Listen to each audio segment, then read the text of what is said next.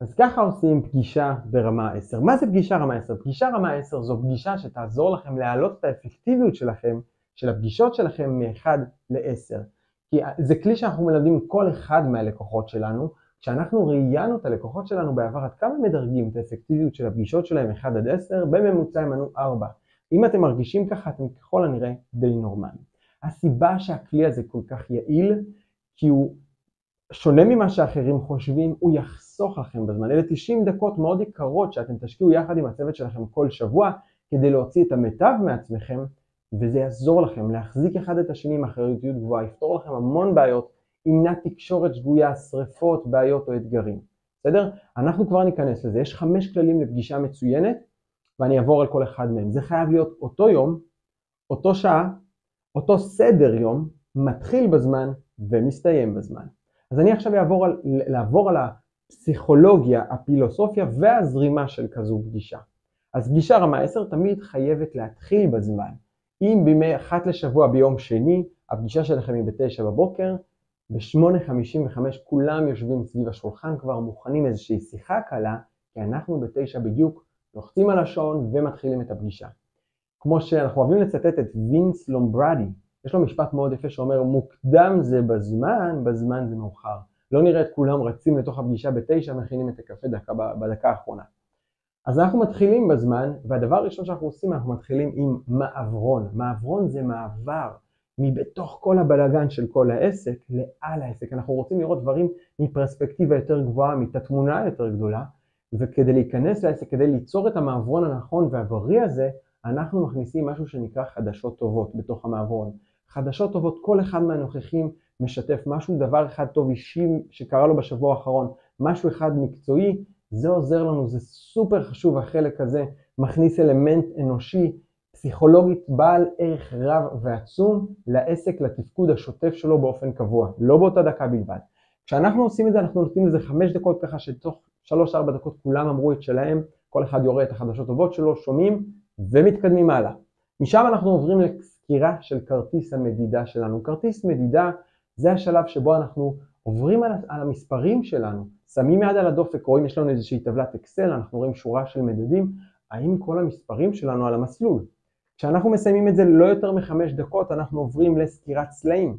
סלעים אלה יעדים לרבעון, פרויקטים גדולים שלקחנו על עצמנו, 3-7 סלעים לרבעון, שמקדמים אותנו לקראת החזון שלנו, שנותנים לנו אחיזה בעסק.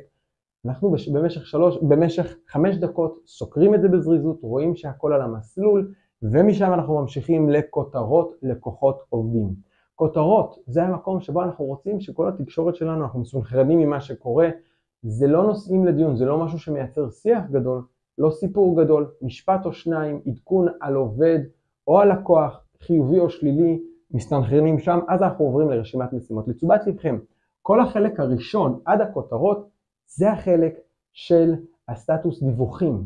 כל הדיווחים, מה קורה? מה היה לנו בשבוע האחרון? מפה אנחנו עוברים לחלק שנקרא אחריותיות. אנחנו רוצים בפועל להגביר את האחריותיות, לראות שיש לנו אחיזה אמיתית בעסק ולגרום לדברים לקרות. ואז אנחנו עוברים לחלק הבא שנקרא משימות. משימות אלה פריטי פעולה בנות שבוע ימים, שכל אחד פה במשך 5 דקות אנחנו סוקרים את המשימות שיצאו לנו מהמפגש הקודם, וכל אחד אומר הושלם או לא הושלם. כשהכלל הוא 90% מהמשימות צריכות להיות מושלמות מדי שבוע. בסדר? אם זה נמצא פה יותר משבוע או שבועיים, זה יעבור חזרה למטה לרשימת הנושאים שלנו. שימו לב למילים שקראתי לזה פה, זד"פ, אני כבר אסביר. עד פה אנחנו אמורים לקחת לנו בין 5 ל-15 ל-20 ל-25 דקות חנוק, כדי להגיע לשלב הזה של הרשימת נושאים, ורשימת נושאים יש לנו דרך מאוד ייחודית לזהות, לדון, לפתור. זה זד"פ. אנחנו לא ניכנס לרשימת נושאים האלה ונתחיל מלמעלה למטה, אל תעשו את הטעות הזאת, יש לנו פה רשימת נושאים, אגב, גם המשימות וגם הנושאים, זה מסמך דינמי, תוכנה או קובץ שהוא דינמי, כל שבוע יורדים משימות, עולים חדשים, יורדים משימות, עולים חדשים, כנ"ל בנושאים לדיון, כנ"ל בזד"פ.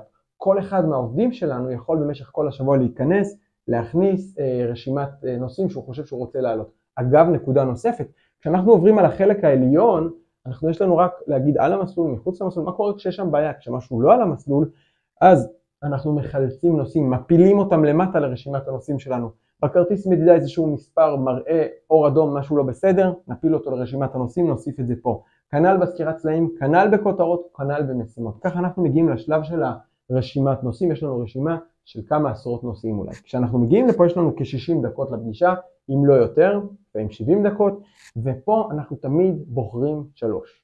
1, 2, אל תעשו את הטעות הזאת לעבור מלמעלה למטה, אנחנו בוחרים 3 נושאים שהם הכי חשובים בסדרי עדיפויות, ואחרי שבחרנו אותם, אנחנו משתמשים בכלי שנקרא לזהות, לדון, לפתור. לזהות בא ואומר שאנחנו חופרים פנימה, חופרים לבדוק מה הנושא האמיתי. האם כולם מסכימים שזה הנושא האמיתי, זה השורש של הבעיה? אנחנו לא עוברים לדון ולפתור לפני שעשינו והסכמנו שכולנו זיהינו את אותו נושא. כשסיימנו את הנושא הזה, אנחנו עוברים ללדון. לדון בא ואומר שאנחנו מקיימים דיון פתוח, כנה אחד עם השני, יש דיאלוג מאוזן בחדר. פה זה המקום שכל האפשרויות, כל ההצעות, כל הרעיונות עולים ויורדים. כשאנחנו ממצים את זה, אנחנו עוברים ללפתור. לפתור בא ואומר, זה המקום שאנחנו בפועל, הדבר היחיד שצריך לעשות שם זה להעלות פתרונות. אנחנו שומעים את כל הפתרונות שיש בחדר, ואם זיהינו את הבעיה טוב, ב-80% מהפעמים יהיה גם הסכמה על מהו הפתרון הנכון. כשאנחנו פותרים נושאים, בדרך כלל זה מייצר לנו משימות, אנחנו מוסיפים אותם לרשימת המשימות, ושבוע הבא נראה מה קרה עם זה. ככה נושאים יורדים, יהיו פגישות שתפתרו 10 נושאים, ויהיו פגישות שאולי לא תפתרו 1, כי הזיהוי של זה היה נורא מורכב, ככה או ככה זה טוב. אנחנו מעדיפים איכות על כמות. אגב, הכלל אומר שאם יש פה נושא שאתם לא רוצים לדבר, שהוא כואב נורא לפתוח, זה הנושא שככל הנראה אתם צריכים לקחת מבין הראשונים. כשאנחנו נשאר לנו, אם התחלנו את הפגישה ב-9, היא אמורה להסתיים ב-10:30, ב-10:25 על השעון, זה אחד מה5 כללים, אנחנו מסיימים בזמן. אז 5 דקות לפני הזמן, הסוף, לא משנה איזה נושא יש כרגע, כמה הוא חשוב, אנחנו עוברים לסיום. סיום בא ואומר שאנחנו מסכמים קודם כל משימות, מי שמנהל את הפגישה בדרך כלל מקריא את המשימות, כמו שיש לך ככה, דוד יש לך ככה, אנשים מיישרים קו, רושמים לעצמם במסמכים או מתעדים בתוכנות לניהול משימות שלהם, ואז אנחנו עוברים להודעות מדורגות. הודעות מדורגות זה המקום שבו אנחנו עוצרים שנייה, יש לנו מבנה ארגוני, חברי הנהלה בודקים האם יש עדכונים שאנחנו צריכים להוציא לצוותים למטה, ביחס לפתרונות או החלטות שהתקבלו פה היום, והדבר האחרון, דירוג מ-1 עד 10. זה המקום שבו אנחנו מטמיעים שוב פעם את הבריאות, ואנחנו מוודאים איך עובד דירוג 1 עד 10, אם פגישה מתחילה מאוחר יורד נקודה, ואם מישהו נותן מתחת ל8, הוא צריך להסביר למה. אנחנו עושים סבב דירוגים בזריז, וכל אחד נותן דירוג, וזה המקום שבו אנחנו לומדים כצוות לשפר את עצמנו, להתחיל בתיקון ושיפור עצמי מתמיד, כדי שעם הציון שלנו, הדירוג למפגשים שלנו, איפה שהוא היה באזור 4, הוא יטפס ויגיע למקום הטבעי והנכון שלו באזור ה9-10. אז ככה עושים פגישה ברמה עולמית, פגישה רמה 10. בהצלחה.